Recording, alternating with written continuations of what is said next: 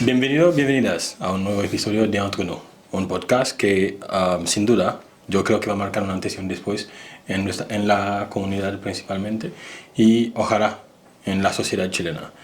Hoy para mí es un día especial porque estoy con alguien muy especial, donde vamos a tocar puntos y vamos a tener una conversación sincera sobre cosas que sin duda nadie se imaginaba o veía de otra forma. Es alguien que aprecio mucho, que quiero muchísimo y creo que vamos a pasarlo chévere hoy.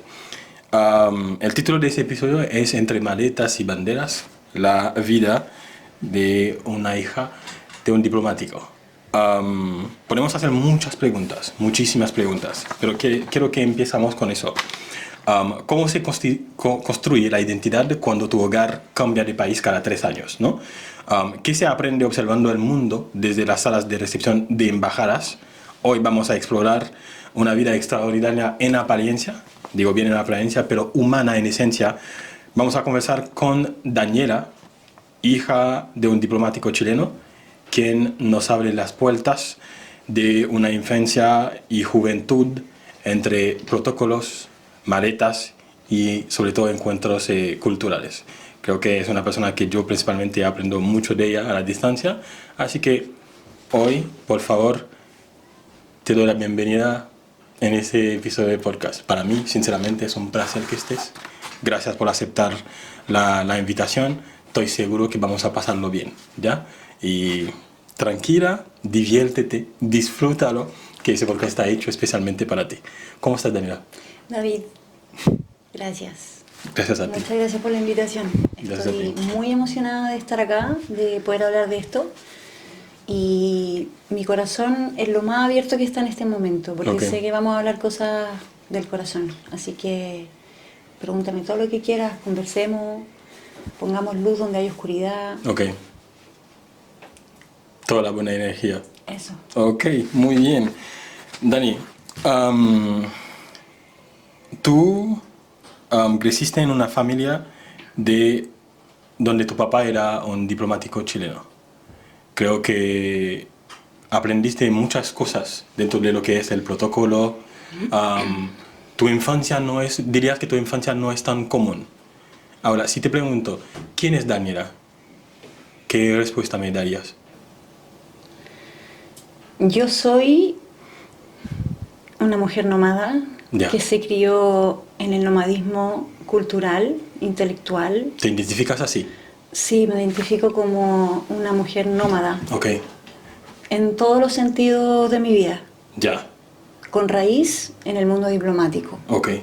Pero eso fue lo que me crió y lo que me formó como nómada en todos los aspectos de mi vida. Que te lo podría explicar con más detalle si profundizamos. Por favor. Toma su tiempo. Ahora, quiero entender algo. ¿Podrías mencionarle los países donde has vivido y las edades correspondientes? Cuando tenía 2 años, mi papá es chileno, Okay. es diplomático de carrera 100% chileno. 100% chileno, sí. Como los porotos, ¿no? Sí, como los porotos. ¿De burro? No son los porotos de Como burro. los porotos. Ya. Sí, mi papá es chileno. Okay. Bueno, mestizo, obviamente por el tema de la colonia española, mi apellido es español, pero nació en Chile, chileno. Ya. Y estudió la carrera diplomática. Perfecto. En la Academia Diplomática. Cuando yo tenía 2 años nos fuimos, fue su primer destino a Marruecos. Ok, 2 años. Norte de África. Y ahí estuvimos 5 años, de los 2 a los 7 años. Perfecto. Yo, de los 2 a los 7 años.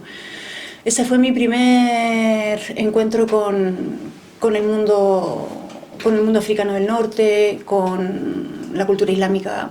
Y mi primera lengua que hablé fue el francés, porque yo me fui sin saber hablar. Entonces me crié en un ambiente de colonia francesa, allá en Marruecos, y en un ambiente islámico, occidentalizado, diplomático, más que en la cultura misma marroquí. Ok. Pero sí, por 100% en Marruecos, Ya. por supuesto. Supongo que tienes un amor especial por Marruecos. Marruecos es mi casa, es mi hogar. Perfecto. Yo creo que es donde yo más me siento identificada, donde más me identifico. Bien. En la cultura amazigh del norte. Estuviste allá hasta los 7 años. Hasta los 7 años. ¿Y luego? Chile son generalmente periodos de 5 años. Entre 3 Son 5 años de periodo de un servicio al exterior. Ya, a veces hacen 2 años en un país, 3 en otro, y vuelven a Chile 2 años. Después, No es como Haití, porque el actual embajador que está en Cuba, por ejemplo, lleva toda una vida. Literalmente. Es que yo te mencioné que hay distintos mundos de la diplomacia. Están los diplomáticos de carrera, que yo creo que es más estructurado, y están los diplomáticos políticos, que son asignados por el gobierno político al cual representan. Sí. ¿Ya? Yo creo que ahí está la diferencia. No son lo mismo, no tienen el mismo orden en cuanto al servicio exterior. Ya. No, pero ella es el líder del cuerpo diplomático. Ya de hecho, había una política haitiana, Dominique Gipi, cuando asumió, que era encargada del Ministerio de Exteriores, dijo que no era normal que una persona lleve 10 años como embajador de Haití en un país. A no ser que se haya reasignado como de nuevo el mismo lugar, pero no debiera ser así. Sí, claramente. Es poco común. Sí. Entonces, bueno, nosotros estuvimos 5 años en Marruecos, después 2 años en Chile, después 5 años en España. Ok, entonces te fuiste a España cuando tenías como 9 años. Okay. De los 9 a los 13, 14 años estuve en España. Después volvimos a Chile y ya nos quedamos en Chile porque mis papás se separaron. Okay. Entonces mi papá siguió ejerciendo en el exterior, pero yo, mi mamá, yo y mi hermano nos quedamos en Chile. Ya. Y solo eran visitas. Mi papá le tocó después Perú, después le tocó Paraguay, después le tocó Sudáfrica y murió en Sudáfrica. Joven, súper joven. Bien, vamos a llegar ahí, pero ¿te acuerdas bien de tu pasantía en Marruecos? Los estudios, las amistades, ¿cómo te fue? Y hasta el día que te dijeron, oye, vamos a regresar a Chile. Como tal vez no te acuerdas por la edad, pero a menudo yo me acuerdo lo que hice. Cuando eres chiquitito, lo que te hace tener una memoria es la fotografía. Los álbumes fotográficos te hacen revivir en el cuerpo la memoria. Sí. Entonces los álbumes fotográficos eran como el tesoro que yo he guardado siempre para revivir las emociones que fue Marruecos. Principalmente porque después en España tengo recuerdos tangibles, vividos, conscientes. Después volví a Marruecos cuando vivíamos en España. Y eso fue bonito porque ahí fue reencontrarme con los mismos, fuimos a visitar la casa donde habíamos vivido, fuimos a la embajada, nos reencontramos con personajes muy específicos de la época en que nosotros vivíamos allá, como Larvi, que era el chofer de la embajada, que tenía la misma edad de mi papá, y que él me cuidaba a mí, porque mi papá, el mundo diplomático es muy sociable, entonces salían mucho y él se quedaba en la casa cuidándonos, y fue reencontrarme con ese personaje después de todos los años que vivimos en otros países, la casa, los amigos no, porque mis amigos, yo no alcancé a ir a un colegio, yo fui a un jardín infantil.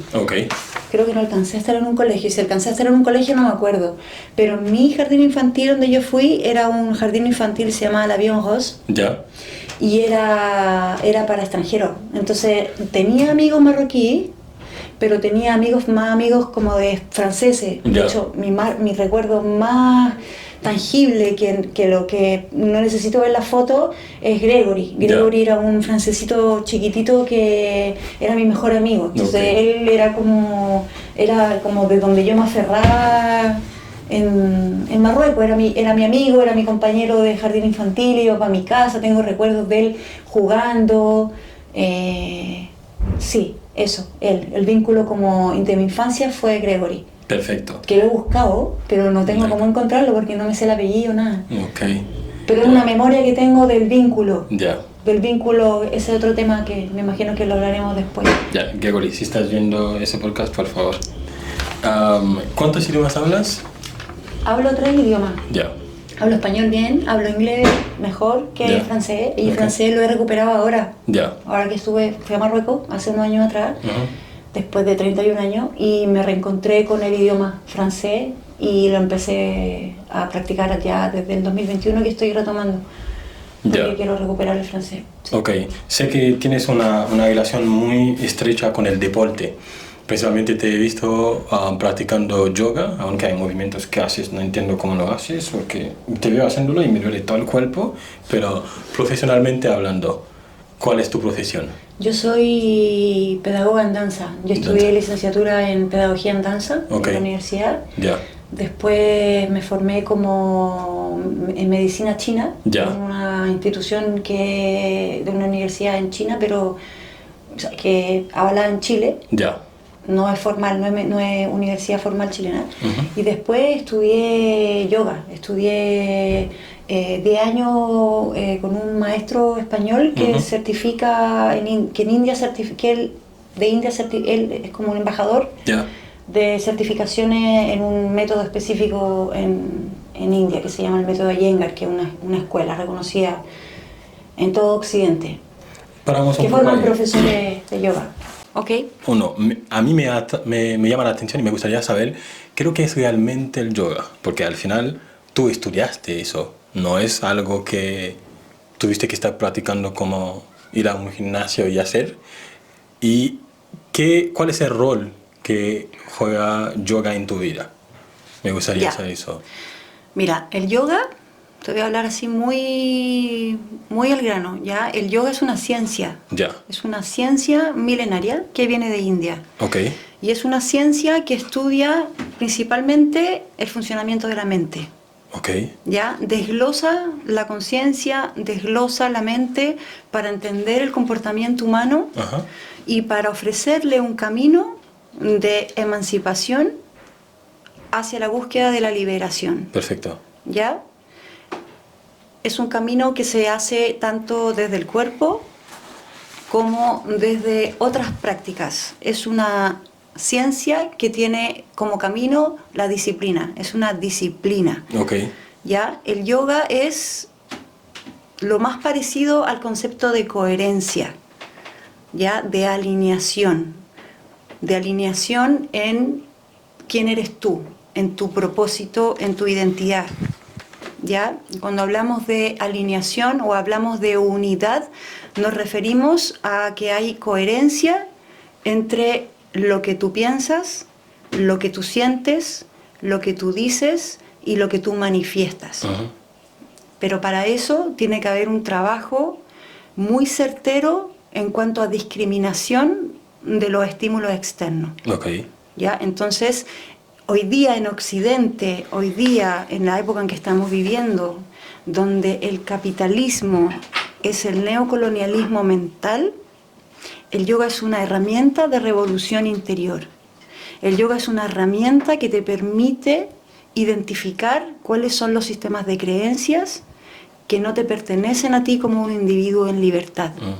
Y te plantea un método práctico para tú poder liberarte de los patrones, de las creencias, de los paradigmas que te alejan de tu emancipación, de tu libertad, de tu identidad como individuo y como sociedad y como humanidad. entiendo.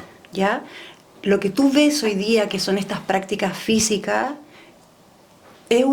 eso es una interpretación, eso es una forma en que el yoga ha ido perdiendo profundidad en un mundo donde la profundidad ya no es la verdadera búsqueda, ¿ya? Lo cual no es que esté mal, porque también te produce un bienestar. Por supuesto, el trabajo físico siempre te va a llevar a un bienestar, pero a un bienestar. Ya, ¿Ya? Y el yoga no es un bienestar, el yoga es una revolución. Es lo que decía Bob Marley cuando cantaba, lo que siempre le digo a mi amiga Paula, cuando él dice, emancipate yourself from mental slavery. ¿Slavery se dice? Es eso, yoga es liberar tu mente.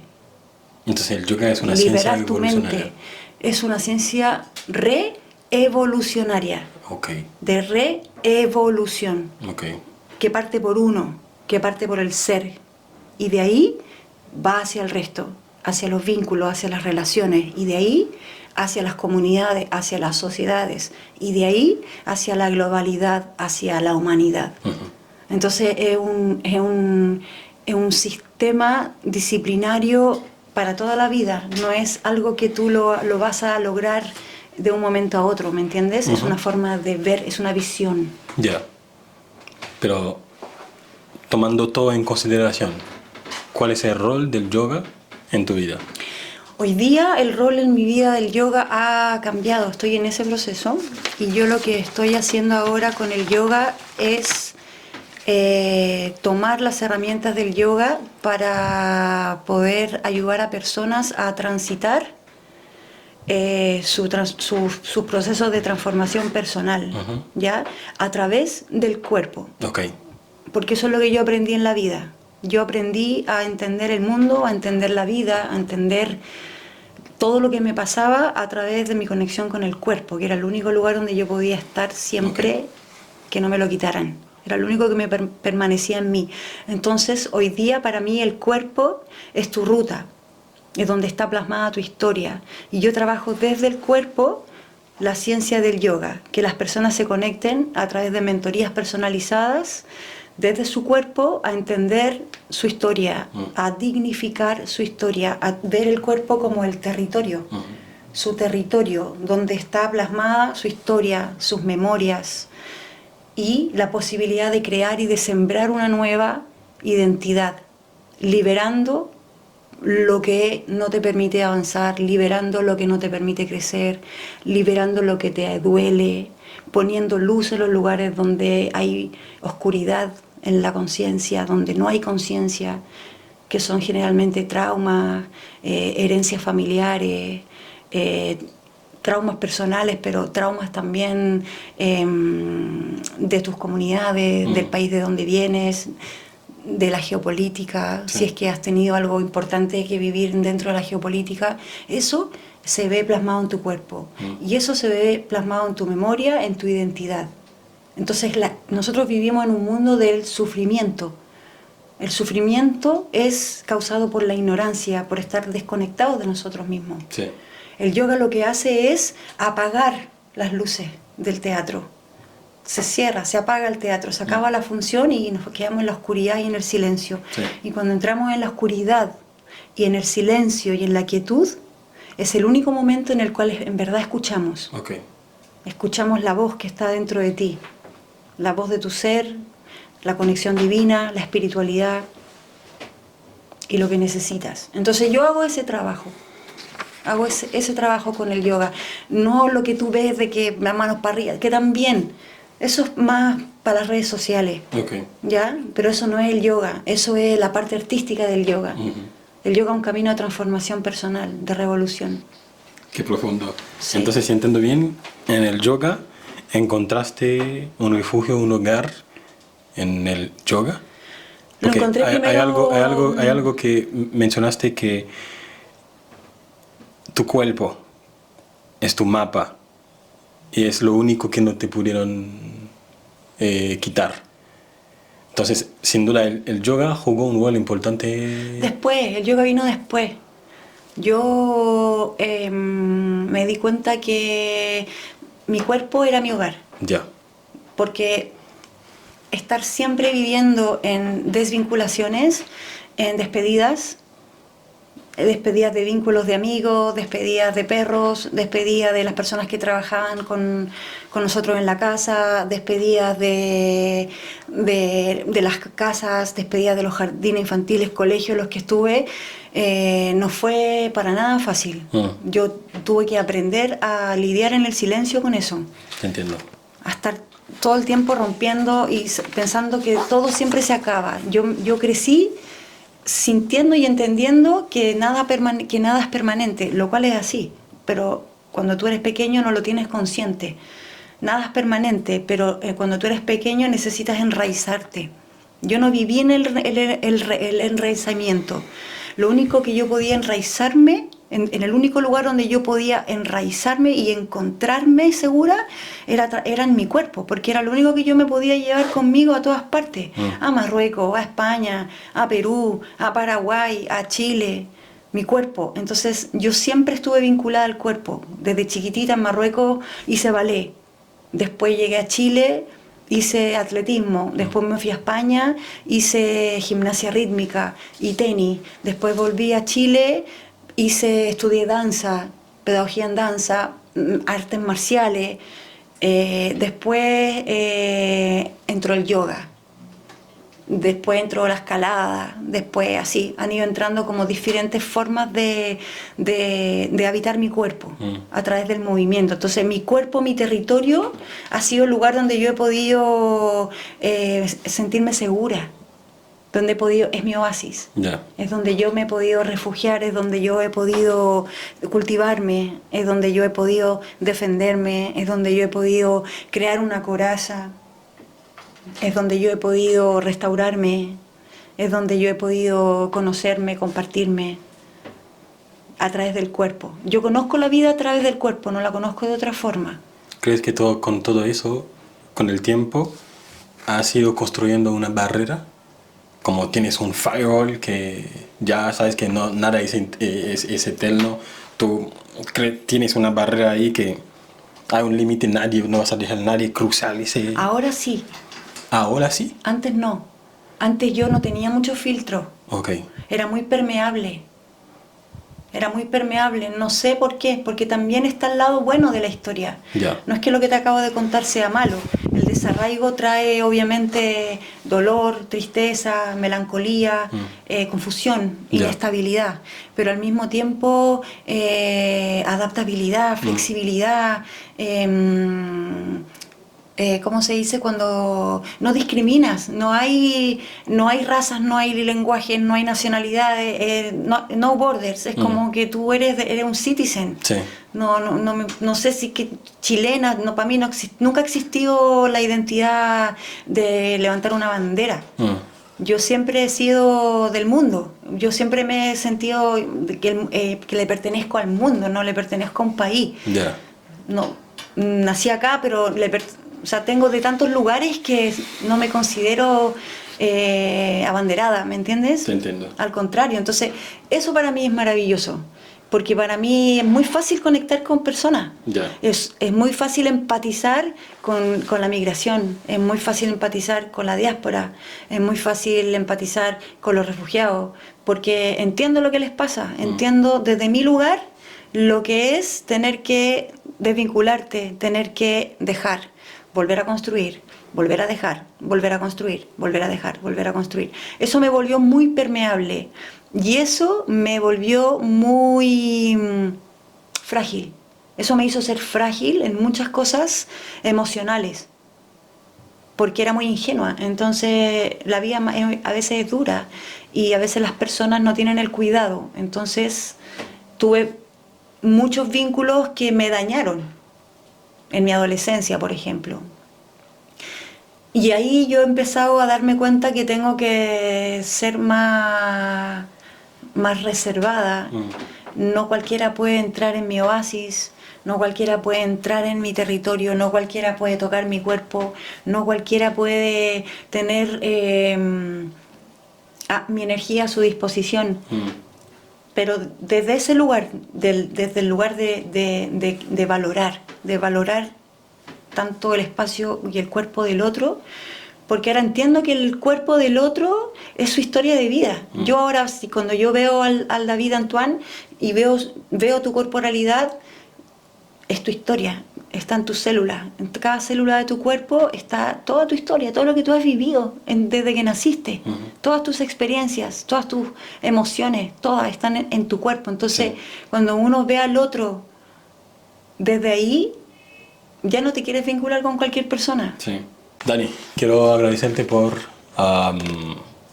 mostrarte tan abierta, vulnerable. Creo que es necesario a menudo y sobre todo hay que distinguir y saber con quién hacerlo, obviamente como tú lo mencionaste. Ahora, con todo lo que hablaste anteriormente, geopolítica, cuerpo, ¿cuándo hubo un momento especial donde te diste cuenta de que no tenías una infancia común y corriente? Porque por todo lo que me estás contando ahí, maduraste temprano. Sí, pero me perdí en la adolescencia. Me perdí por lo mismo, porque muchos cambios.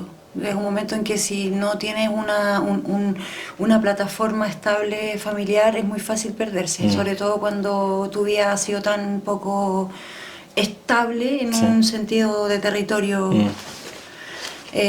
Siempre me di cuenta que yo era diferente porque siempre que llegaba a lugares era rara. ¿Rara? ¿En qué es como rara?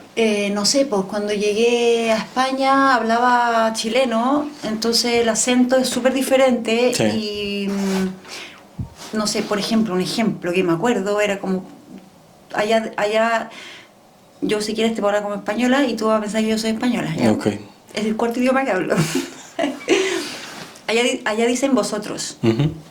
Ustedes es como muy como cuando le estás hablando a una persona el usted, no como nosotros en Chile, que es como oye, ustedes van a venir a comer, o bueno, usted no, pero el ustedes acá en Chile se usa como coloquial, ¿no es cierto? Sí. Ya, en España el ustedes es como que tú le estás hablando a personas con mucho respeto, entonces yo usaba el ustedes y eso era motivo de mucho bullying. Okay. Entonces yo viví esas como que se burlaban de mí en distintas ocasiones y eso era como un golpe. Oh, me acabo de acordar, lo acabo de sentir. ¿Caché que uno siente los recuerdos en el cuerpo? Porque los recuerdos, las memorias no impactan en la mente, impactan en el cuerpo. Yo lo sé. A menudo a mí lo que pasa cuando hay recuerdos pensé que estaban obsoletos y de repente se me vienen y me ponen piel de gallina. Exacto. Siempre en todo. Es el cuerpo el que recuerda, no es la mente. Es cierto. La mente registra, pero el cuerpo es el que lo plasma. Entonces ese tipo de cosas, como cosas así, detalles así, cuando eres chiquitito te pegan fuerte porque tú eres puro, eres ingenuo. Yo era bien buena siempre fui muy buena, como ingenua, como amigable, como simpática, como muy sociable. Entonces cuando me hacían cosas así me dolía, no entendía la maldad, yo no la entendía hasta que me puse mala. Ok. ¿Hasta que te pusiste mala? Me puse mala. Cuéntanos esa parte mala de ti. Yo creo que la adolescencia es un momento en que uno tiene la máxima rebeldía total frente a todo lo que hay vivido, ¿no? Como que aparecen todas las cosas que te las tuviste que guardar en algún rincón de tu cuerpo, en algún lugar, en algún cajón, se fueron guardando cositas y la adolescencia afloran. Pero no afloran de manera consciente, afloran de manera hormonal.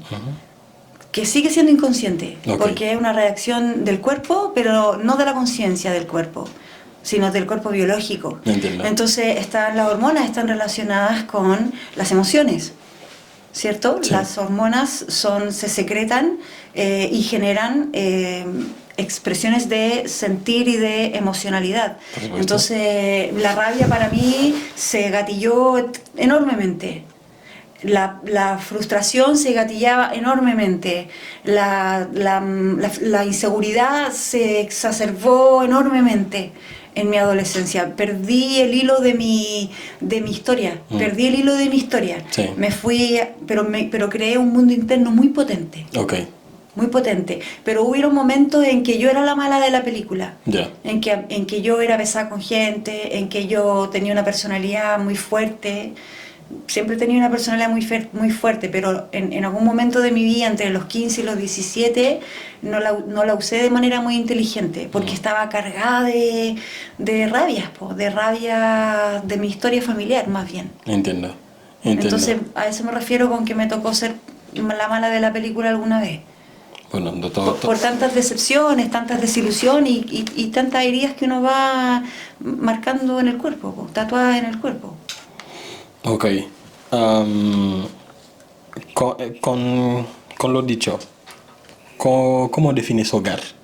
¿Sientes que perteneces más a algún país en particular o has creado tu propia identidad transnacional? Defino hogar como cuerpo-territorio. Para ti es eso, así de simple. Defino hogar como oasis. Esos son conceptos que yo he logrado entender ahora que soy una mujer adulta y que me interesa lo que está pasando en el mundo y puedo hacer la analogía entre la individualidad y la globalidad. Y siento que es lo mismo, pero en diferentes dimensiones. Entonces, para mí mi hogar es el oasis que me construyo acá adentro, es el lugar que me construyo afuera y es mi cuerpo el territorio que habito. Eso para mí es hogar. Ahora, si tú me preguntas qué país me ha marcado más, Marruecos, sin duda. O sea, si yo tuviera que elegir un lugar para tener una nacionalidad o para vivir, yo me iría a vivir a Marruecos. Ya, Yo extraño a Marruecos, yo necesito a Marruecos.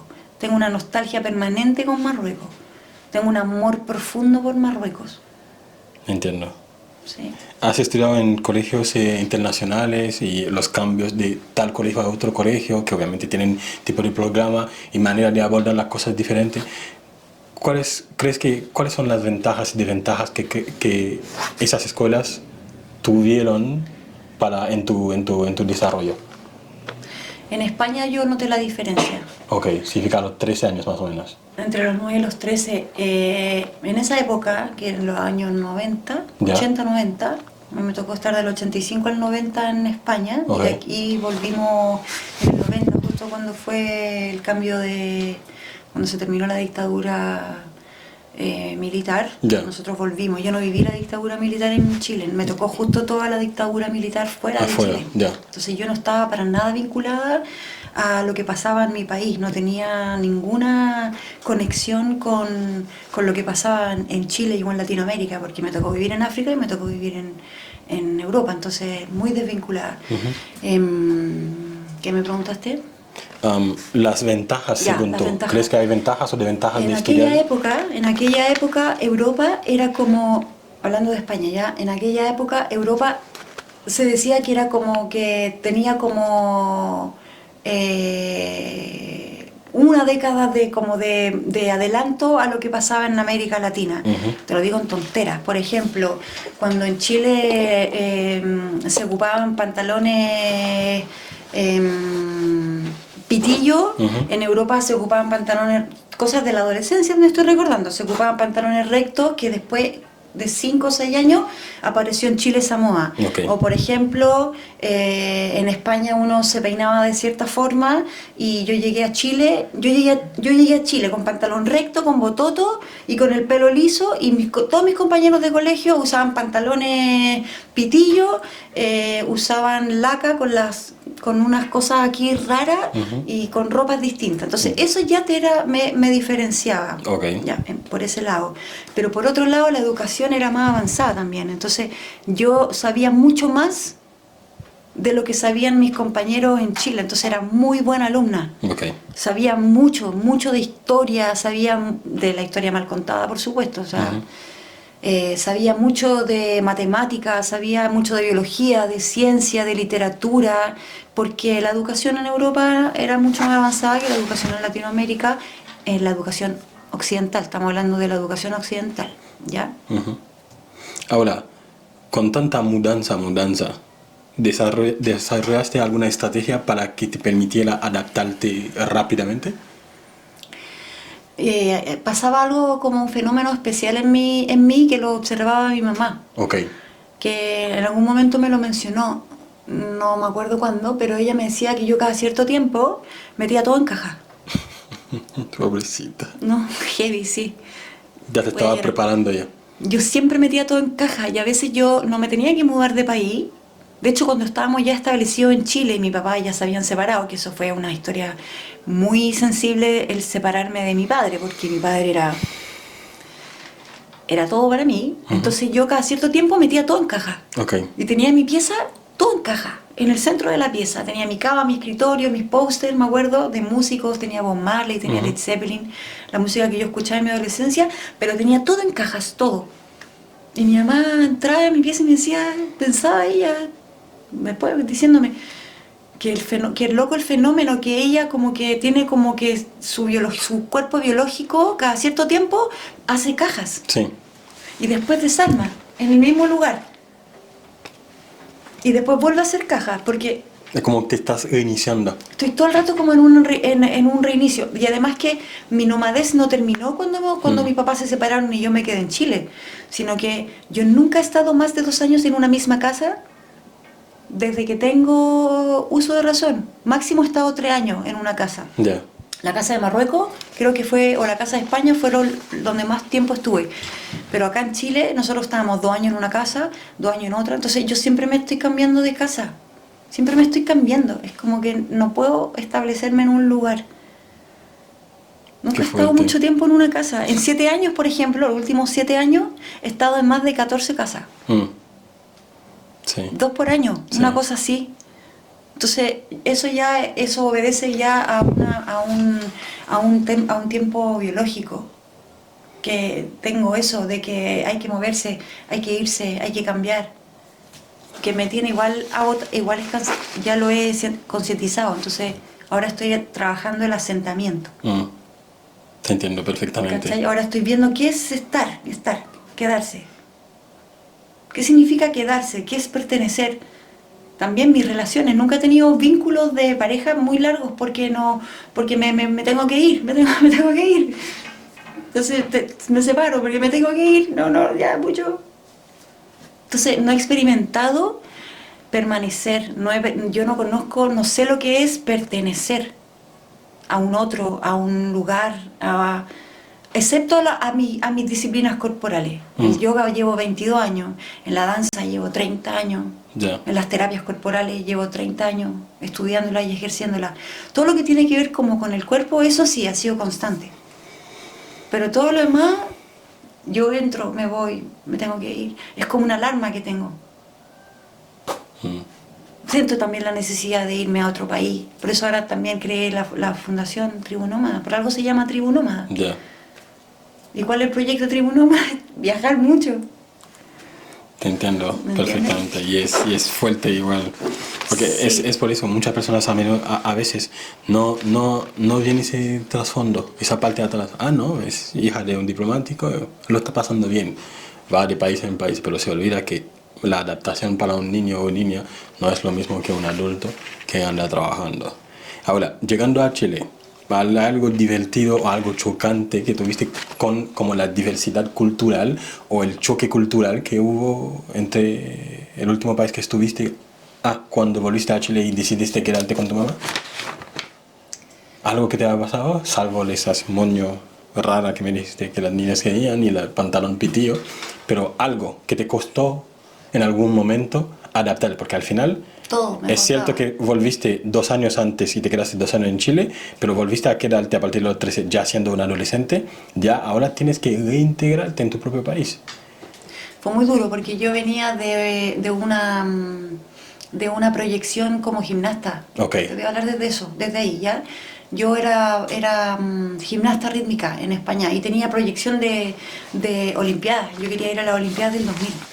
Porque mi equipo era muy bueno. Okay. Yo estaba en un colegio muy sobresaliente en España. Era como un colegio así muy bacán. Y la rama de deporte de gimnasia rítmica era a nivel competitivo muy bueno y teníamos expectativas de ir al mundial. Y cuando me tuve que venir, yo tuve que dejar todo eso. Y tuve que llegar a un país donde no existía la gimnasia rítmica, imagínate. No pude insertarme en un club de gimnasia rítmica. Qué fuerte. Qué pena. Tuve que dejarlo. Entonces, siempre he sentido frustraciones. Pero en algún momento tu familia te acompañó buscando a ver si existía la posibilidad. Sí, mi mamá dice que yo hablo estos temas con mi mamá, porque mi tema más de rabia ha sido con mi mamá. Ok. Ya, porque ella fue la que se quedó con nosotros. Ella tuvo que pagar el costo de ser familia diplomática, lo tuvo que pagar la mujer, la madre. Ya. El rol de la mujer es muy importante en la familia diplomática, porque es la que sostiene. Por eso nos quedábamos con la madre, porque ella es la que sostiene. En esa época, no sé ahora, las mujeres de diplomáticos no podían ejercer profesión en el exterior. Eran dueñas de casa y esposas de los diplomáticos. Entonces, ellas se llevan la parte más dura. Entonces, para ellas yo creo que sí tiene que haber sido duro ver cómo sus hijos tenían que dejar y no poder insertarlos nuevamente en cosas y ver esas frustraciones y lidiar con eso. Después, bueno, crecí y no me costaba adaptarme a hacer otras cosas, pero esos choques tuve, choques fuertes de frustraciones fuertes, de proyecciones a largo plazo, como ir a una olimpiada, bueno, menor. ¿Crees que la separación de tus papás tuvo que ver con un tema más de colapso, de que a ella ya no daba para más, que no recibía suficiente atención, que ya no quería dedicarse a cuidar a sus hijos? No, El tema en mi familia fue la incompatibilidad que había entre mi papá y mi mamá. Eran dos personas, me voy a salir del marco diplomático. Ok, no, entonces no tenía nada que ver Me con lo voy a salir diplomático. del marco diplomático.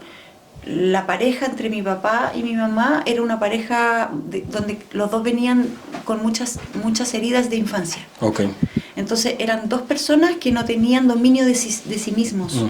Eran dos personas que no tenían un vínculo sano. Entonces su relación era una relación disfuncional, desconectada, basada en la defensa. Ya. Nunca hubo conexión. Entonces todos estos movimientos de tener que irte a un país, de tener que ir a otro país, de tener que aparentar, desde que la foto para acá, que la embajada, que el embajador, que la cuestión, que la etiqueta, porque todo es etiqueta, eso era una fachada que en algunos lugares lo disfrutaban. En Marruecos fue un buen destino para mis papás. Mis papás tenían 30 años, o sea, para ellos fue un paraíso. Okay. Una casa espectacular, un país que tú no sabes lo que es Marruecos, es una maravilla de país, es un lugar donde confluyen muchas culturas. Está en el norte de África, a puertas de Europa, entonces pasan muchas cosas a nivel intercultural. Okay. Y racial también. Entonces ellos lo disfrutaron, pero ya después seguir moviéndose, ellos no lo supieron manejar. Okay. Entonces ellos no nos inculcaron saber manejar las situaciones. Eso yo lo he tenido que aprender a través del yoga. Ok, te entiendo perfectamente. Yo pensé que tal vez tenía algo que ver con lo diplomático, porque a menudo si tu papá era una persona muy involucrada en lo que es la diplomacia, tal vez falta de tiempo y tu mamá en algún momento decidió, ¿sabes qué? Yo ya vamos a dejar esto ahí, quiero cuidar a mis hijos porque siento que ya están siendo traumadas. Tal vez algo tenía que ver. Pero tú eres hija única. No, yo tengo una hermana mayor y un hermano menor. 3 hijas. Sí, hijo, hijas. 2 hijas y un hijo. 2 hijas y un hijo, ok. ¿Has creído que tu vida cambió después de la separación de sus papás? ¿Hay una Dalila antes y después? No me hagas llorar. No es la idea, pero Sí, quiero saber si hay una antes y un después. Porque me dijiste que estabas sí. muy apegado a tus papás. A tu papá principalmente. Sí, porque yo dejé. En la separación, ¿pudiste ir con tu papá? Sí, pero en ese momento tú no decidías. Entonces eras más mamón. Es que sí, pues mi papá era mi rey, po. Era un rey, yo a él lo veía como un rey. Ya. Hermoso, guapo, inteligente, un gentleman. Yo aprendí tenis con él me llevaba a los partidos de tenis, yo con él aprendí de música, de literatura, de no sé, de elegancia, de protocolos, de buen gusto. Mi mamá también. Ya. Mi mamá también, Sí, pero por también supuesto. está el mito de que la mujer se conecta más con el hombre, con el papá. Sí, Como que está existe. ese mito, ¿no? Uh-huh. Los niños hombres se conectan más con las mamás cuando son niños. Sí. Son más mamones, las niñas son más papones. Okay. Entonces, Sí. para mí, yo era mi papá, ¿cachai? Entonces, cuando nos tuvimos que separar y él no se vino con nosotros, fue un golpe tremendo. ¿Pero a uno de los dos le explicaron eso? No, ahí está el punto. Que a nosotros nunca nos explicaron nada.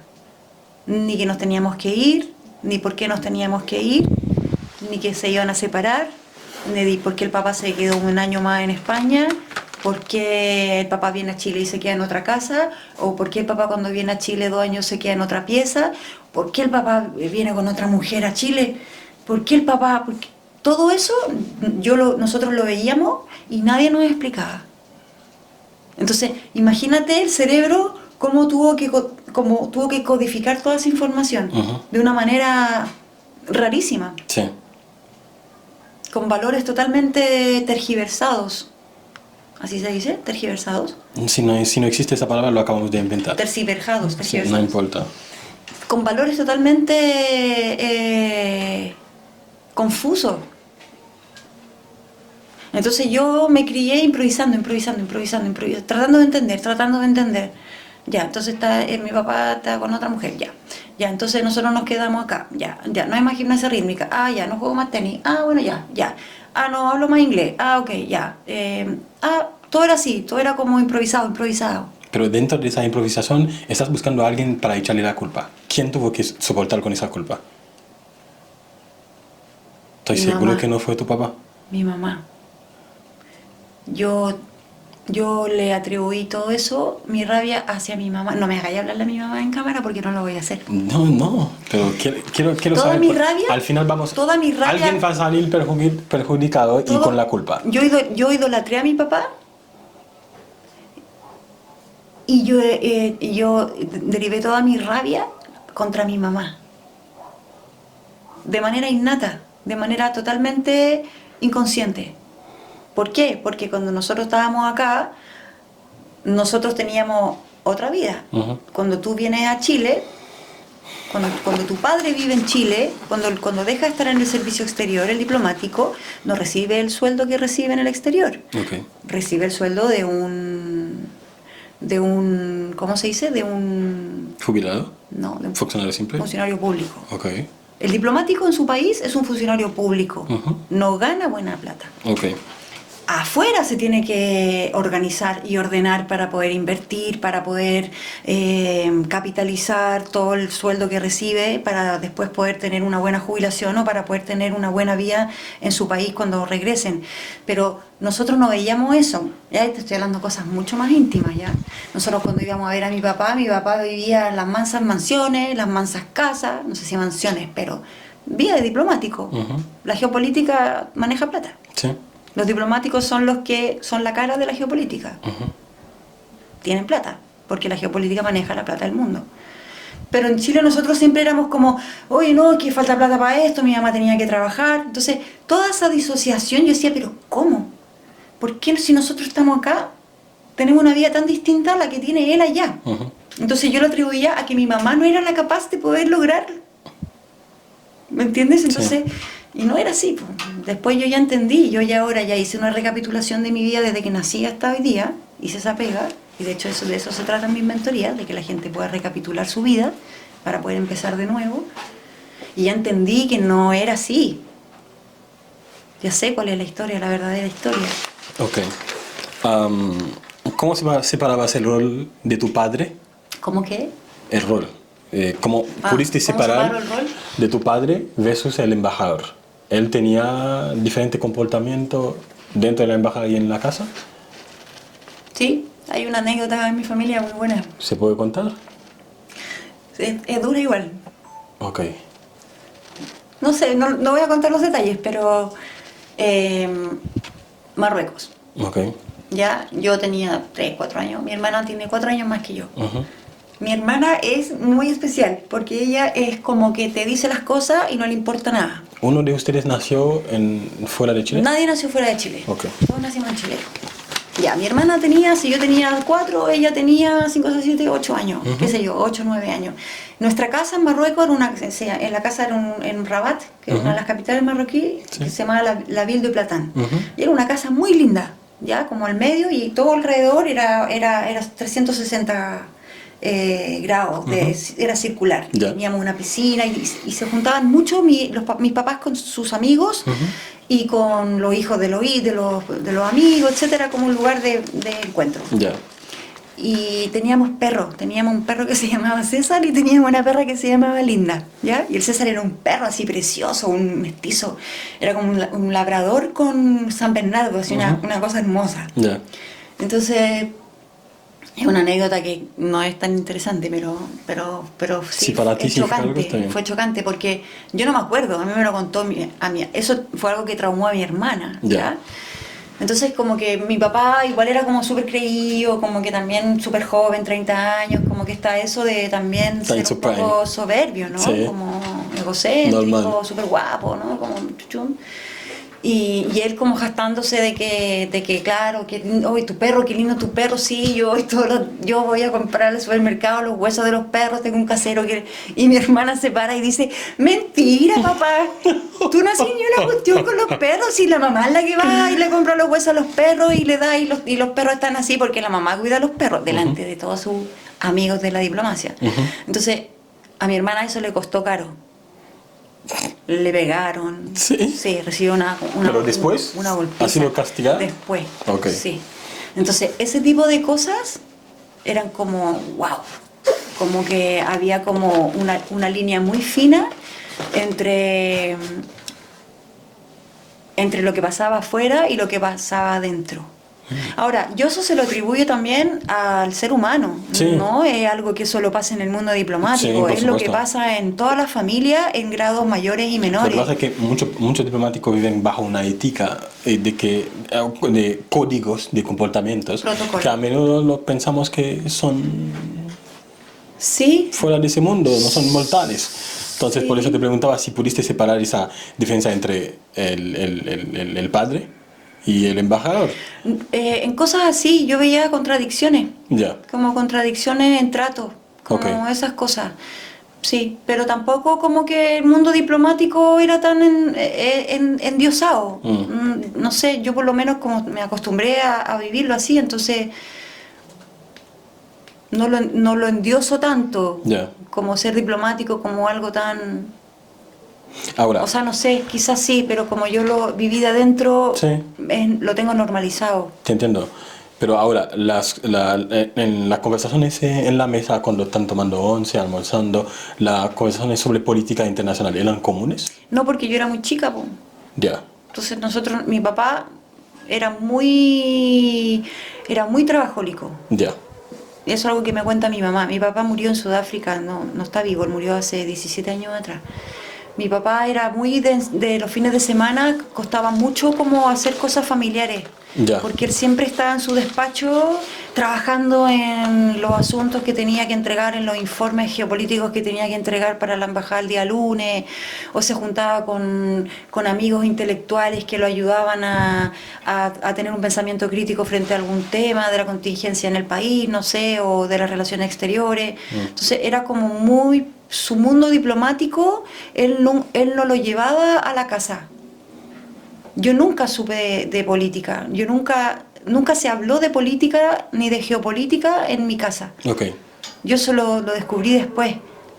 te entiendo.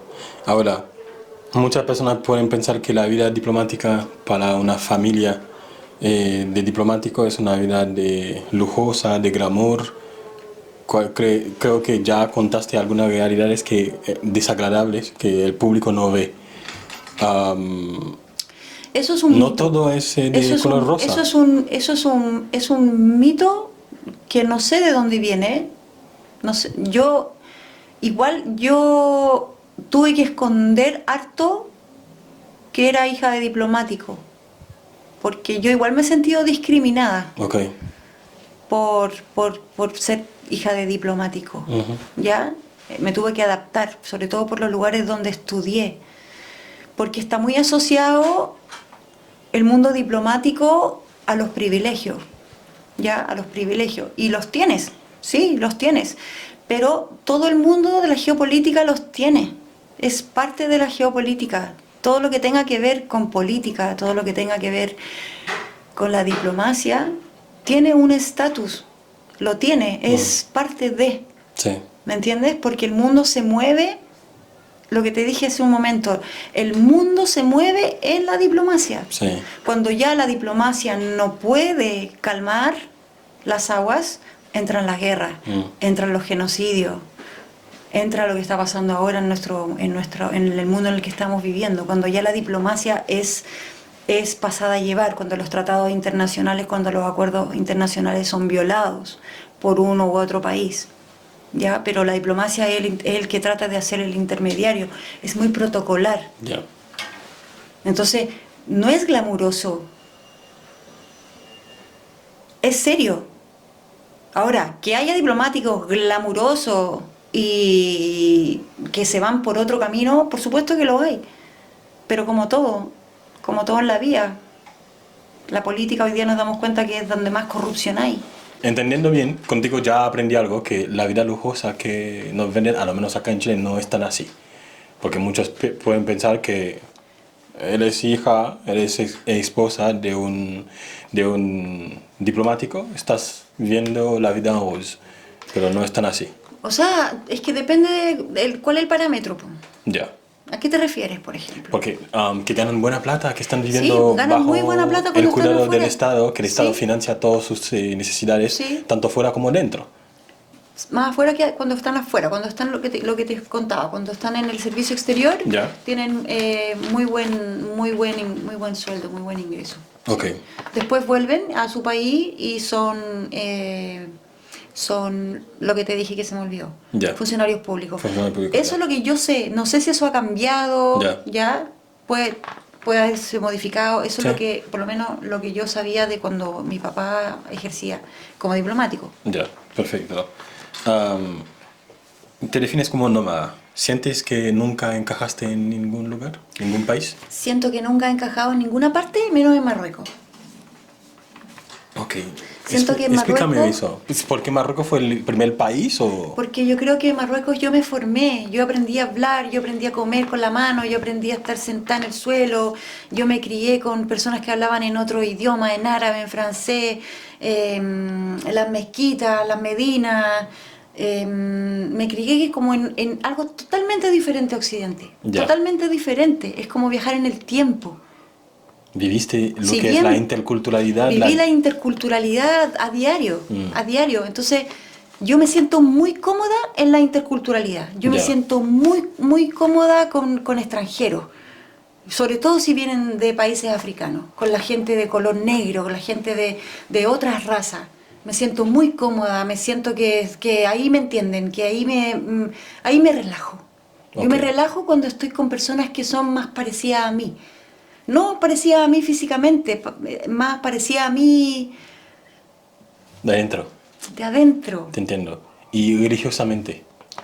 Religiosamente yo soy un ser espiritual, no Ya. tengo religión, me crié en la Iglesia Católica, por supuesto, porque vengo de Occidente, mi familia es católica, mi mamá es cristiana, ¿Tu mamá es cristiana? mi mamá es cristiana, pero así, Jesucristo ya Una linda superstar. señora, me encantan sus ojos. Ella es preciosa. Sí. Ella es preciosa, ella es una mujer que ha evolucionado. Tu Ella- mamá tenía muy buen gusto. Mi mamá es guapísima Sí. y cada día está más guapa, te Sí. muere lo que es esa mujer. Es cierto. Es guapa, es elegante, Sí. es hermosa. Y es una mujer que además ha hecho un trabajo espiritual grandísimo gracias a su fe en Cristo. Ella es Cristo, Cristo, Cristo. Ya. A mí me encanta Jesús, Ya. pero yo lo veo desde otro lugar. Ok. Yo no veo a los líderes espirituales revolucionarios en el marco de una religión. Yo los veo en el marco yo todo lo veo desde los ojos de la política. Ujú. Y la espiritualidad también la veo en el marco de la política. Entonces, para mí, Jesucristo fue un revolucionario donde puso la espiritualidad como camino para la emancipación en un marco político en ese tiempo del Imperio Romano. Pero un líder espiritual, revolucionario. Y así con los distintos líderes espirituales. Entonces, yo no tengo religión, no soy católica, no soy musulmana. Me encantan estudiar las religiones. Ya. Me encanta saber de los suras, qué significan los suras en el Corán, el Islam. Me encanta. Me encanta también saber en el Bhagavad Gita, que son los libros antiguos védicos de la India, que hablan de espiritualidad, que son también, también tienen que ver con órdenes y estructuras políticas. Ujú. Pero no tengo religión. Yo soy un ser espiritual. Ya. Yo me muevo desde la espiritualidad y para mí la espiritualidad es algo muy concreto. No es algo efímero, no es algo insustancial. Para mí la espiritualidad es coherencia en quién yo soy, cómo soy, y voy a buscar y voy a hacer lo que quiero porque sé quién soy. Eso es para mí la espiritualidad. Entiendo. ¿Me entiendes? No lo podría haber dicho mejor. ¿En algún momento sientes que te ha pesado el legado de tu padre? ¿Alguno de ustedes ha seguido ese camino? No, pero yo lo quiero empezar. ¿La De quieres alguna empezar? forma. Sí, ¿Por qué no antes? Porque no tenía interés. No ¿Por qué? tenía, no sé, estaba muy metida en el yoga, en la danza, en la ¿Buscando cultura. descontrarte contigo misma? Soy muy artista yo soy muy artista del cuerpo, entonces siempre he sido creativa, creadora. Cuando era bailarina era coreógrafa, era intérprete, más que docente era intérprete. Entonces mientras más escenario yo podía subirme, ese era mi mundo, el mundo del escenario. No estaba vinculado a la política. Yo me conecté con la geopolítica hace 4 años atrás. Ok. cuando fui a Marruecos por última vez y tuve una experiencia mística. Ahora, ¿de esa experiencia puedes hablar? Sí, sí, fui invitada por un primo que iba a ir a Marruecos y me invitaron y yo ya estaba haciendo contactos con un sirio suizo que vive en Marruecos, Ya. que tiene un centro de retiros Ujú. y me invitó.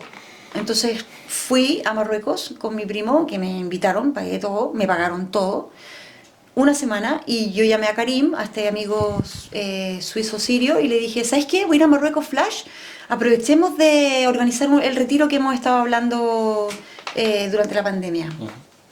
Y fui una semana. Y cuando llegué me dijo, oye, yo no voy a estar esta noche, pero te van a recibir, porque es un lugar maravilloso, un oasis, se llama Bab Zuina, que lo construyó él hace 30 años atrás. El terreno lo compró con una visión de tener un punto de encuentro para una vida sostenible, espiritualidad, muy bonito. Pero van a estar unos amigos senegaleses y vas a cenar con ellos. Ya dije, ya, bueno, senegaleses. Llego, me reciben como una diosa, como una reina, el lugar, una habitación preciosa, un lugar precioso. Y cuando llega la hora de la cena, yo igual ya tenía contacto con algunos senegaleses, africanos, de la diáspora en Chile, pero muy de lejos, Sí. muy de lejos. Había intercambiado algunos WhatsApp por los temas de las danzas, danza sabar o la percusión. A mí me gusta mucho tocar percusión, el djembe sobre todo. Pero no tenía amigos todavía Ya. de la negritud. Y llego allá a la cena y me encuentro con dos hombres guapísimos de 1,90 m, negros, que yo nunca había visto algo así en mi vida, vestidos con trajes tradicionales de colores, y fue amor a primera vista, con los dos. Fue como, ¿qué es esto?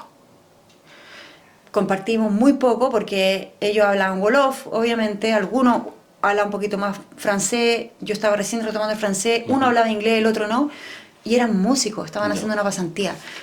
Entonces tuve una primera impresión como de aquí, así como, oh, ¿qué es esto? ¿Qué diferente? ¿Qué cómodo me siento con personas tan diferentes a lo que yo estoy acostumbrada? Después llegó Karim y nos hizo un itinerario de trabajo durante 5 días donde yo no estaba bailando, yo había dejado la danza. Ujú. Yo me estaba dedicada al yoga, 100%, 2021. Y él nos dijo, ya, Daniela, vas a hacer clases todos los días mientras esté acá, en la mañana y en la noche, a todos los residentes que están acá haciendo voluntariado y a los chicos de Senegal que están en su residencia artística. Les vas a hacer yoga. Y yo en qué idioma, no sé, en todos los idiomas que pueda. Porque había gente de Pakistán, había gente de Suiza, había gente de Senegal, de España. Y dije, bueno, voy a tratar de hacer una clase multicultural. Ya. Y por otro lado teníamos una sesión de improvisación, porque él sabía que yo era bailarina. Entonces me dijo, mañana a las 10 de la mañana te voy a pasar la terraza del segundo piso y van a tener una sesión de improvisación con la danza y los dos músicos en vivo, improvisación. Y tuve esa sesión de improvisación y me cambió la vida para siempre. Ok. Volví a la danza, volví a la música, volví al arte. Y como tuve que hacer clases multiculturales en español, en inglés y en francés, al mismo tiempo en una clase de yoga, dije, esto es...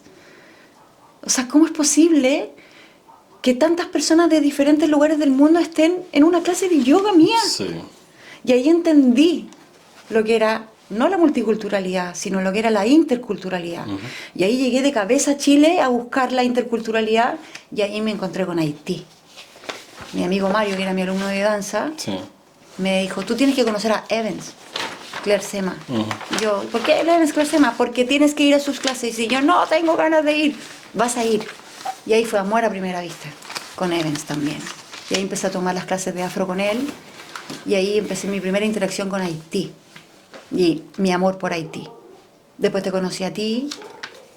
También fue amor a primera vista porque no tenía por qué preguntarte a ti Sí. dónde queda el teatro no sé qué y Nada tiró que ahí al ver. mismo lugar. Entonces Sí. dije, este es mi destino. Sí. Y ahí empezaron a pasar un montón de cosas.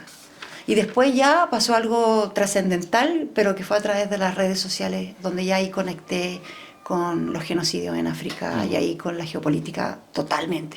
Y ahí hice la conexión entre geopolítica, colonización, diáspora, interculturalidad y lo que yo quiero hacer, mi proyecto de Oasis para la interculturalidad. ¿Ese proyecto lo vas a hacer por ti? Lo quiero hacer contigo. No, pero lo vas a hacer por ti, no por el legado de tu papá. Lo quiero hacer por mí, lo quiero hacer por la interculturalidad, lo quiero hacer por la reivindicación de los derechos humanos y quiero usar los contactos de la diplomacia para poder tener todo el apoyo de la ONU, de la UNESCO, de la ACNUR, de las embajadas, para poder levantar proyectos que tienen que ver con tener espacios físicos para poder tener un centro intercultural, para poder generar espacios de reflexión, de estudio, de aprendizaje, de cuerpo-territorio, porque sé que la diáspora necesita expresar su cultura, porque el patrimonio de la humanidad es gracias a la diáspora. Sí. La diáspora es lo que ha permitido que nosotros podamos conocer las danzas haitianas, por ejemplo, las danzas senegalesas, por ejemplo. Si no fuera por la diáspora, Chile estaría en su mundo pequeñito, sí, como lo estuvo los últimos, o sea, como estuvo hasta sí, hace poco, que la diáspora no es antigua, es nueva en nuestro, sí, la diáspora es nueva, a partir en de nuestro 2014 país. más o menos. Sí. Lo único, las únicas personas que eran diferentes que estaban acá fueron más o menos los brasileños, pero más estaban en discoteca y todo eso, así que tenían otro propósito. Exacto, la migración es una bendición. ¿Qué habilidades específicas crees que desarrollaste que te sirven ahora en tu vida profesional actual, con todo lo que has vivido? Tengo mucha cultura, Ya, entonces puedo hablar de todo ya, y tengo innato las relaciones humanas. Me es muy fácil poder presentar un proyecto a cualquier lugar, me es muy fácil poder colaborar con personas de distintas áreas, distintas instituciones, distintos rangos.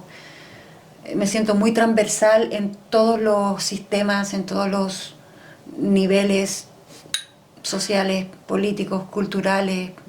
Puedo estar en todos los estratos, en todos los temas sociales, en los temas culturales, políticos, lo que te digo, como que me es súper fácil conversar. ¿Y alguna enseñanza importante que te llevaste de esa experiencia tan única? ¿Cómo? ¿Cuál es la enseñanza más importante que te llevas de esa experiencia Como tan hija única? de diplomático, Sí, que hay que defender los derechos humanos, ya, que la diplomacia tiene que ponerse en ese lugar, para eso está creada, para defender los derechos humanos, para ser intermediario en situaciones complejas y situaciones catastróficas como las guerras, como los genocidios. Hoy en día tienen que cumplir su misión. Ellos tienen misión de paz, ellos tienen misión de mediar, ellos tienen misión de poder hacer valer los acuerdos internacionales. Entonces tienen que cumplir con sus misiones. okay. Eso es lo que hace el servicio diplomático. ¿Crees que tu padre te estaría orgulloso de ti? Yo creo que sí, yo creo que me podría asesorar bastante. Sí, Ya. me abriría hartas puertas, hartos contactos, pero igual los tengo. He hablado con colegas de él que están vivos y como también me he asesorado con ellos, como si le preguntara a mi papá, le pregunto a Juan Nilo, ponte tú, que es un ex embajador, y de repente por temas de Gaza lo llamé a él, por temas de migración, de traer refugiados de Gaza a Chile. Él me habló de los problemas migratorios, de por qué no era tan fácil traer refugiados, Sí. cosas que no se las pude preguntar a mi papá, se las pregunto a otros diplomáticos, a Nelson Haddad, Ya, que está metido en las causas más importantes en derechos humanos, le pregunto las cosas a él. Entonces como que busco a mi papá en otros papás. ya. Tu mamá, más allá de ser una madre, ¿qué rol juega en tu vida en ese momento? En este momento, Ujú. mi mamá es una reina.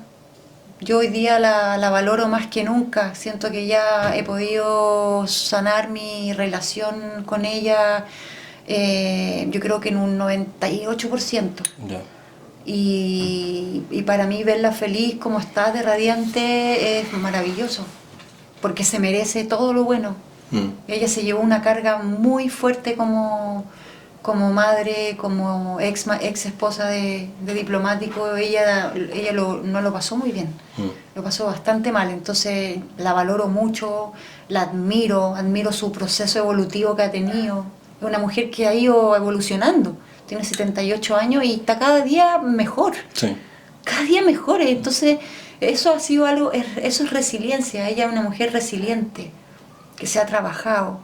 Tiene cosas, obviamente, que a mí me molestan, pero mamá e hijo siempre hay roce. Sí. Pero si yo lo veo como más desde afuera, o sea, que disfrute. Y en la medida en que yo pueda aportar en ese disfrute, voy a hacer lo mejor que pueda el tiempo que pueda de aquí en adelante. Ya. Y tratar de hacerle pasar los menos rabias posible, porque le ha hecho pasar montones de rabia. Ya. Lidiar conmigo como hija no ha sido fácil para ella. Ha sido duro. Eres madre, ¿no? Sí. ¿Crees que esa crianza que tuviste jugó un papel importante en tu vida de reflexionar como madre ahora? Sí, mis hijos conocen la palabra libertad y la llevan tatuada en el pecho. Y ellos son personas que lo primero que yo les inculco es que ellos tienen que ser 100% ellos. No tienen que cumplir con ningún estándar, no tienen que hacer nada que contente a un otro, no tienen que entrar en ningún molde.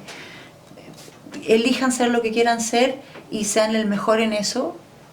Viajen, conozcan el mundo, conecten con personas de otros lugares del mundo, hablen diferentes idiomas, sean amables, sean receptivos, sí, varias cosas. Te vi muy orgullosa cuando tu hijo iba a ir a algo asociado con rally, no sé. ¿Con? Parece que rally era, a un campamento, en su auto, sin poleras. Sí, parece que iba de viaje. ahora está ya de nuevo. Okay. Sí, eso es, él es un escalador profesional y lo invitan a distintos, aparte de que va a campeonatos nacionales o a mundiales o a panamericanos, hay una competencia que se hace en Valdivia que se llama Psycho Block. Psycho Block es como un tipo de escalada deportiva que se hace con un lago o con el mar. Entonces ellos escalan, generalmente lo hacen en las rocas y escalan así, sin nada, ya sin seguro, escalan y si se caen, escalan 30 metros. Y si se caen al vacío. Es terrible. No. Para mí es terrible, pero esto está súper bien regulado como competencia en Valdivia y lo hacen en un puente que está en Valdivia que no sé cómo se llama. Y hay guardias abajo, hay seguridad, etcétera, hay salvavidas y todo, y son competencias, entonces ellos van compitiendo a la par, dos escaladores profesionales van subiendo, el que se cae, o sea, el que llega arriba, llega y puede subir por arriba, o se puede tirar, pero también pasa que de repente no les da la fuerza y se caen. Entonces caen al agua. Te entiendo. Y sí, pues, ¿cómo no voy a estar orgullosa de ese ser? Sí, imagínate las cosas que hace. ¿Cómo se llama? Se llama León. León. Un saludo especial para León. Un saludo especial para León. ¿Algún costumbre de otro país que mantienes en ese momento? ¿En tu vida actual? Sí, como en el suelo. ¿Ya? Con las piernas cruzadas. ¿Ya? Los senegaleses, sobre todo en muchas partes en África, suelen comer con la mano. Como con la mano cuando tengo las tortillas, ya. Sí, porque en Marruecos también se come con la mano el cuscús. Sí. Pero yo no hago mucho cuscús, pero hago mucho huevo revuelto, que a veces me lo como con la mano, pero no mucho. Pero soy del suelo, yo siempre estoy en el suelo. Es muy raro verme sentada en una silla. O sea, esto para mí ha sido como wow. Yo soy de suelo, de sin zapatos, pata pelada. Eso. Te entiendo. Bien, Dani, muchas gracias por estar. Ha sido un placer. Para mí igual. Hemos aprendido mucho de ustedes, de ti. Estoy seguro que los telespectadores y los oyentes también han aprendido muchas cosas. La idea no es tanto vulnerar a Daniela, pero también mostrar otra faceta, el detrás de la vida de un político o un diplomático, como lo quieren ver. No sé si tienes alguna última palabra. Sí, quiero contarles algo. Quiero contarles que como hija de diplomática y hija de padre diplomático, y por toda la experiencia que yo he tenido y que ha sido toda una travesía adaptarme, hoy día estoy haciendo unas mentorías, para todo el mundo, que necesite transitar cosas que tengan que ver con adaptabilidad, con cambio de vida, con transformación personal, pero me surgió también como la curiosidad por poder ayudar a otras familias diplomáticas. ya sean mujeres diplomáticas que tengan que estar levantando los asentamientos de las casas, los hijos, lidiar con los hijos cuando son jóvenes, cuando son adolescentes, para poder ayudarlos a hacerlo más fácil, por toda la experiencia que tuve yo como hija, Sí. y viendo la experiencia de mi madre, entendiéndolo desde adentro, porque sé que no es fácil vivir una vida diplomática, a pesar de todo lo que se vea desde afuera, la compensación existe, Sí. pero el costo emocional es fuerte. Entonces estoy súper disponible para ayudar en ese tránsito, en ese recorrido de que las familias no se rompan, de que los jóvenes no se depriman, que la identidad no se pierda, que puedan encontrar una ruta para poder sostener, para Ya. poder resistir al cambio. Perfecto. Vamos a dejar tu Instagram. Eso. Está en ese momento en el video, así que he visto su trabajo, me gusta bastante. Te he visto haciendo un tipo de masajes. Sí, hago Pero la única terapia. cosa que me llama la atención es que la persona tenía la cabeza demasiado bajo. Hay una parte de la terapia donde la persona se rinde, viene la rendición, Ok, y es cuando la cabeza está por debajo del corazón. ya. Y ahí la mente ya no puede controlar, entonces la razón se apaga y hay una entrega total a mis manos. Yo hago terapias con las manos, hago tuina y osteopatía tibetana en una misma disciplina que se llama Zen Body Therapy. Ya. Y es una parte del trabajo que hago con el cuerpo de territorio, a través de poder sacar la maleza del cuerpo, para que esa persona pueda disipar la tierra y pueda plantar semillas fértiles para su futuro. No sé si podría hacer eso porque no me gusta sentirme vulnerable, me gusta tener el control. Cuando no tengo el control... Es justamente para entregarte y confiar en que a veces la persona más fuerte y la persona que más tiene que sostener tiene que en algún momento ser sostenido. Entonces tú que sostienes tantas cosas, en algún momento tienes que rendirte. Al momento que no tengo el control, no. me siento perdido. Soy de esas personas, si me levanto hoy y digo que voy a vestir pantalón blanco, si por alguna razón al plancharlo se mancha, voy a pasar todo el día perdido, solamente por no haber podido vestir ese pantalón blanco. Entonces tienes muy poca tolerancia a la frustración. Soy de esas personas, pero encuentro paz cuando acompaño y ayudo a otra persona. También te tienes que dejar ayudar. Sí, pero bueno. Querida Dani, gracias por estar. Querido Muchísimas amigo, gracias. gracias a ti. Creo que es un episodio especial. Espero que haya sido de su agrado. Por favor, siga a Dani en sus redes sociales y a nosotros también. Y nos estamos viendo en otra sesión, en otro episodio, que sin duda será de su agrado. Que lo más probable pronto vamos a tener a compatriotas acá. Vamos a ver otro punto y perfil de la vida, que creo que es importante. Hablar de temas que obviamente nadie quiere tocar, que obviamente tienen que escucharlo. Y de mi parte, esto, detrás de la cámara está SBD, su humilde servidor. Que estén muy bien. Muchas bendiciones.